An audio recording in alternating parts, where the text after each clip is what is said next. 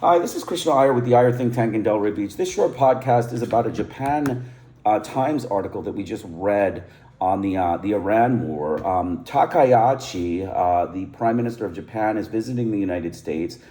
She is coming to the United States to visit Donald Trump, he is pressing the allies, including Japan, to send troops, ships into the Middle East. Now, I'm not one to, gauge what conversations go on with respect to this conflict.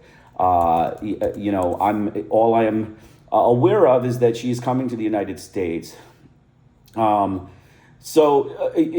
Basically on the last article we have is on March 16th that says that Tokyo is not currently planning to deploy self-defense force ships to escort vessels in the Middle East. Prime Minister Sanae Takaichi told Parliament on Monday after U.S. President Donald Trump called for Japan and others to send warships to help secure the Strait of Hormuz. No decision has been made whatsoever regarding the dispatch of escort vessels, Takaichi told an Upper House Budget Committee meeting. We are currently examining what Japan can do independently and what is possible within the legal framework. Over the weekend, Trump called for Japan and others to send warships to the Strait of Hormuz to help secure the safe passage of commercial vessels, a move that has heaped pressure on Takaichi just days before she visits Washington for high-profile talks with the United States. President Trump said Sunday that his administration is speaking with 7 countries about helping secure the strait, a crucial artery for some 70% of oil Japanese imports, amid Tehran's de facto closure of the waterway and the ongoing U.S. and Israeli war against Iran. The U.S. leader declined to identify which countries his administration was in contact with, though he wrote in social media post Saturday that he hoped Japan, China, France, South Korea, and the UK and others would participate. Takaichi said Monday during Budget Committee plan that she had not been asked to join the meeting. Legally speaking, this is very difficult, she told lawmakers. We're carefully examining what can be done within the scope of current laws and what the best course of action is at the time. At the same time, we're continuing to engage with Iran to help de-escalate the situation while also exchanging information on various countries. The Wall Street Journal reported that the White House plans to announce as early as this week that multiple countries had agreed to form a coalition to escort ships through the waterway. The report cited unidentified U.S. officials, said that Washington and potential coalition partners are still discussing whether those operations would begin before or after the war ends. And about the participating countries, in an interview on Sunday on NBC's Meet the Press, U.S. Energy Secretary Chris Wray declined to reveal specifics, but hinted Asian nations were being pressed to join. The world depends on flows through Hormuz, he said, and most important Asian nations, including Japan, Korea, China, Thailand, India, are a meaningful part of the total energy supplies that come through the Strait of Hormuz. The timing of Trump's call for a coalition puts Japan in a tough position, which Takaichi is scheduled to meet the U.S. president in Washington. Trump is due to meet with Xi in Beijing for several days for the end of this month, though the U.S. hinted Sunday that highly anticipated talks could be delayed if Beijing doesn't play some role in the strait. For Tokyo, the threat of U.S. becoming entangled in a longer-term war with Iran has left Japanese officials scrambling to effectively respond to an unpopular conflict that legal experts say violates international law while staying on Trump's good graces.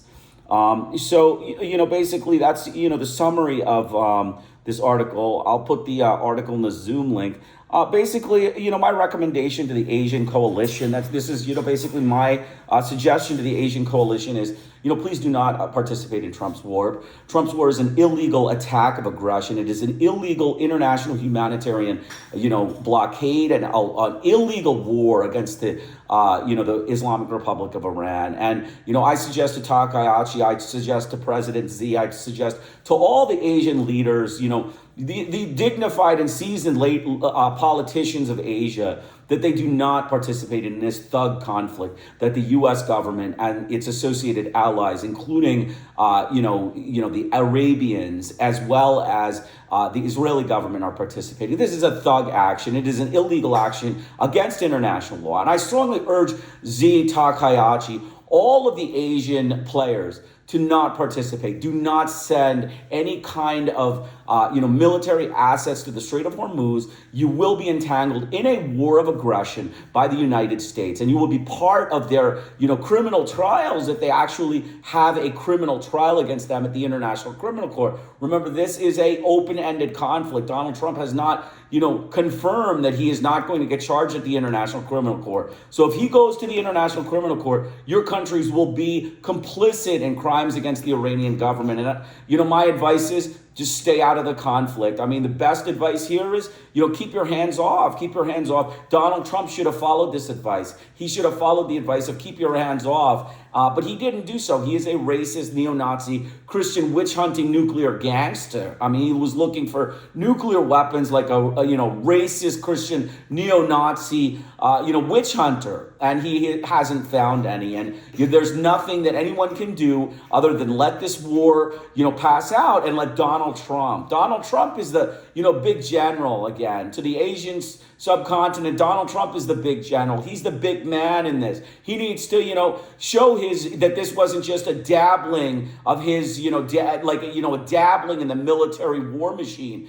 Just like a novice, dabbling in the arts of war, and that this is, real stuff. This is real battle. He has to know how to make these decisions and make these right statements. And, he looks like he's dabbling in the art of war. He looks like he's dabbling in civilian murder is what he looks like. He's not really a good general, if you ask me. And I think if you ask most Europeans and most people who understand this conflict, that they will say that he is looking very poor in this conflict. So I strongly urge the Asian governments, the Chinese, the French, the Chinese, the Japanese, the Koreans, the Indians, all of the Southeast Asians, Vietnamese, Laotians, Cambodians, please do not participate in this war of aggression. This is a crime of aggression against the sovereign state of Iran. The United States and Donald Trump himself needs to, think his way through this. He cannot look like, if he's dabbling in the arts of war, he needs to go down, with, poor phase. He needs to, vacuum the prestige of the United States